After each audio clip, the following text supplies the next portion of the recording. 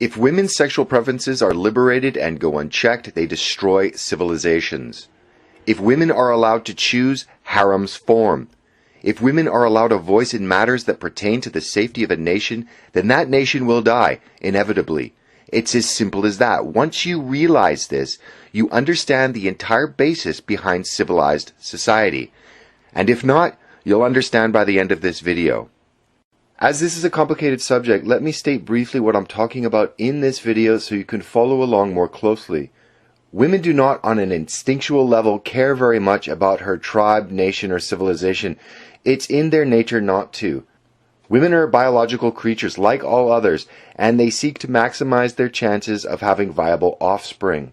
This half-century-long experiment of women's liberation and political enfranchisement has ended in disaster for the West.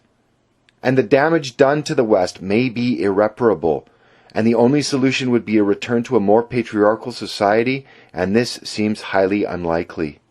I want you to hold on to this key thought, as the meaning will become clear as this video progresses. When I'm speaking of Western women, I'm talking of women as an organism, or in general. Of course, there's a spectrum and every individual is different, but for the purposes of this video, I'll be speaking of Western women and their general characteristics. I realize that this is a sensitive topic and women with children are different from younger women, but it's the broad strokes of Western women that need to be addressed. If you're a woman watching this and take offense to this video, please understand that I do realize that not all women are the same, but there are some very easily identifiable patterns of behavior that need to be discussed. Also key to understand is that every dramatic change that Western women have brought to society has been allowed by Western men. Western women, or for that matter, any group of women, are not consciously seeking to undermine the foundations of any particular society through calculation or deception or for any underlying agenda. It's just that women have never been the builders of any of the larger edifices of civilization and are not and have never been responsible for maintaining them. This is borne out across every civilization throughout history. So to be clear, I am not assigning any quote-unquote blame on any group or gender in this video. I'm only trying to explain how I see the world that we've all inherited. And let's get this out in the open. Women are not very good at being loyal to the tribe. They never have been, they never will be. The reason is it's not in their nature to do so. Women throughout history have shown time and time again they're quick to seek the favors of men they feel are stronger and more dominant, whether they're part of their in-group or not. Recent examples of this, besides Japanese or Vietnamese war brides, come from Europe and are illustrated by the countless numbers of Belgian, French, Dutch, what have you, women that took up relations with occupying German military personnel. And this was only a short time ago, but when Nazis were defeated and social stability was restored, they were punished for their betrayal and transgressions against their people. Now, not only are women not punished for inviting alien and unassimilatable armies of men into the West, they then vote for parties that force the entire society to have its national wealth redistributed to this army of aggressive and hostile men. And women who are in positions of power even openly celebrate the destruction that they bring upon their people and openly taunt those that seek to retain their culture and civilization from obliteration. As in the following video of German politician Dr. Steffi von Berg in Hamburg. Frau Präsidentin, meine Damen und Herren! Unsere Gesellschaft wird sich ändern. Unsere Stadt wird sich radikal verändern. Ich bin der Auffassung, dass wir in 20, 30 Jahren gar keine ethnischen Mehrheiten mehr haben in unserer Stadt. Das ist das, was wir haben werden in der Zukunft. Und ich sage Ihnen noch ganz deutlich, gerade hier in Richtung rechts, das ist gut so. And as our societies become ever more dangerous because of people like Ms. von Berg, and even though women can take steps to protect themselves, the primary responsibility for protection will probably always belong to men. This is very important. Women will thus only have as much freedom as their men are willing or capable of guaranteeing them. So the question begs, Why do women do this? Why do women betray their in-group? And how is the current situation different from those that preceded it? Well, in a word, enfranchisement. Women have been given the vote, and in a democratic society, they vote their biological imperative. Now, what do I mean by this? Well, recent genetic research has shown that before the modern era, 80% of women managed to reproduce while only 40% of men did. The obvious conclusion from this is that a few top men had access to multiple women while the bottom 60% of men had no mating prospects at all. Women clearly didn't mind sharing the top man with a dozen other women, ultimately deciding that being one of many women sharing a man who leads was still more preferable than having the undivided attention of a man who serves. Commenting on this, Roy Baumeister, a prominent social psychologist who teaches at Florida State University, had this to say: "It would be shocking if these vastly different reproductive odds for men and women failed to produce some personality differences." He went on, "For women, the optimal thing to do is to go along with the crowd, be nice, play it safe. The odds are good that a man will come along and offer sex and you'll be able to have babies. All that matters is choosing the best offer. We're descended from women who played it safe." For men, the outlook was radically different. If you go along with the crowd and play it safe, the odds are you won't have children. Most men who ever lived did not have any descendants who are alive today. Their lines were dead ends. Hence, it was necessary to take chances, try new things, be creative, explore other possibilities. Many societies, including the West, long ago devised a simple plan to stop the inherent infighting that occurs because a large majority of men in the in-group don't have sexual access to women or the ability to reproduce legitimate children. The entire basis of Western society was the male agreement to keep only one woman in public so that every male has near equal chance at reproduction. It's for this reason that organized and advanced civilizations have always needed to agree on the equitable distribution of women so as to incentivize its men to produce and have a stake in the society's health and security. But this, like other cultural arrangements that held the West together for centuries, is breaking down, and can be observed in something as basic as the fact there are no Western countries that are even at replacement levels in their birth rates. This again can be laid at the feet of loosening of sexual morality and the dating habits of young women. Colloquially called the 80-20 rule, what it basically means is that the vast majority, the 80%, are sexually pursuing the top 20% of men. This is highly damaging to the formation of monogamous couples and the successful formation of families, and the children that will be the next generation of any given country. And we'll be talking about this more later in the video, but if you're interested, see Google for more information on this. Also, one thing to understand is that female psychology has always been about adaptation.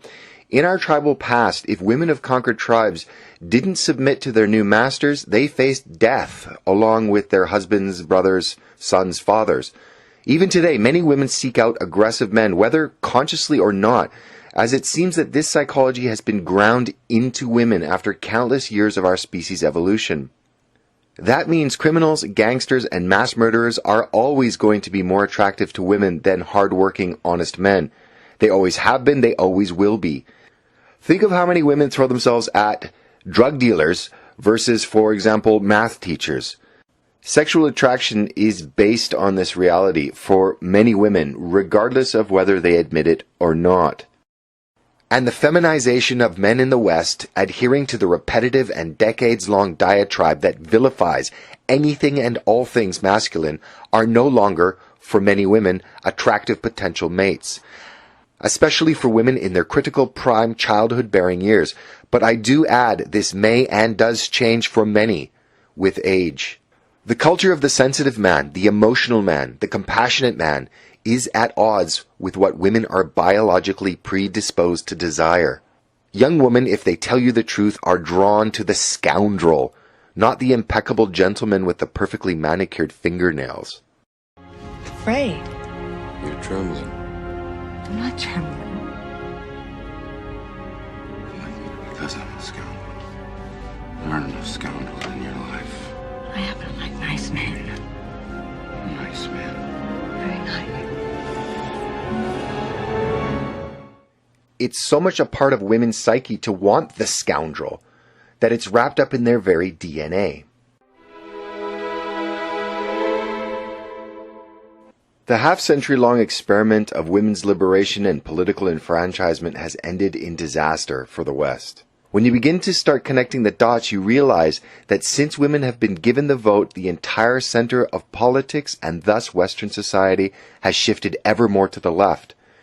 Women have also used their political enfranchisement to further the cause of the aptly named women's liberation.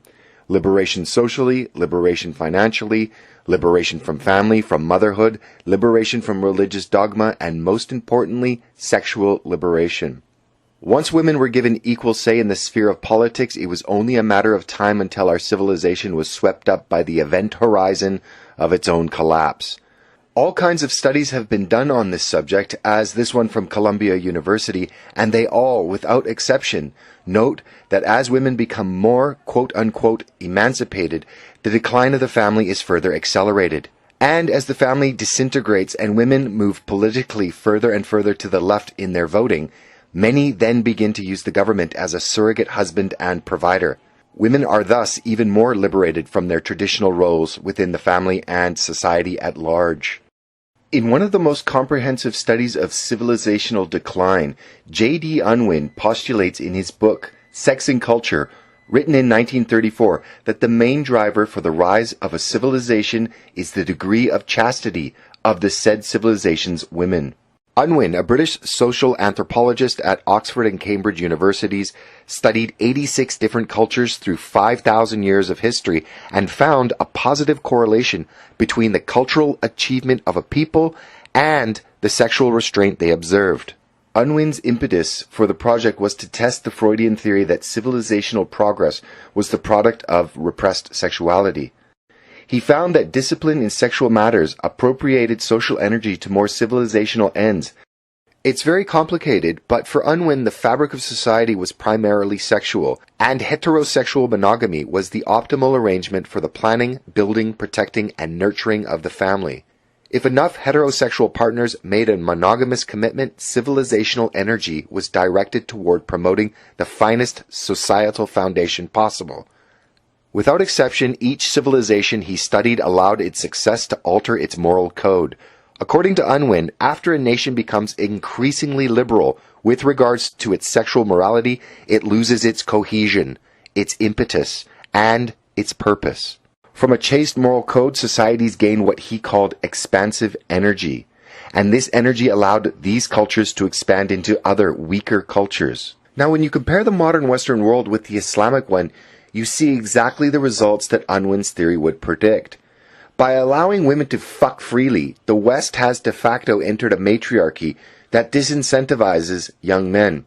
Islam, on the other hand, keeps their women chaste, and their expansive energy, as Unwin's theory predicts, is manifested in what we're observing today.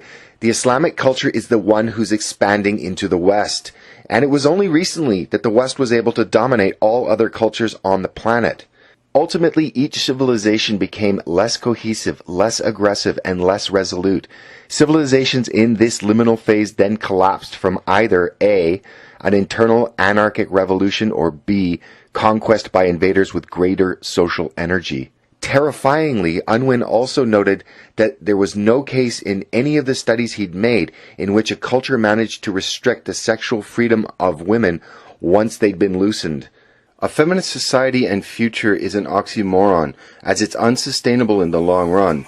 Based just on past history, a civilization that embraces feminist values will cease to exist in a very short time. This is why we've never seen a feminist civilization aside from very short spans at the end of great empires.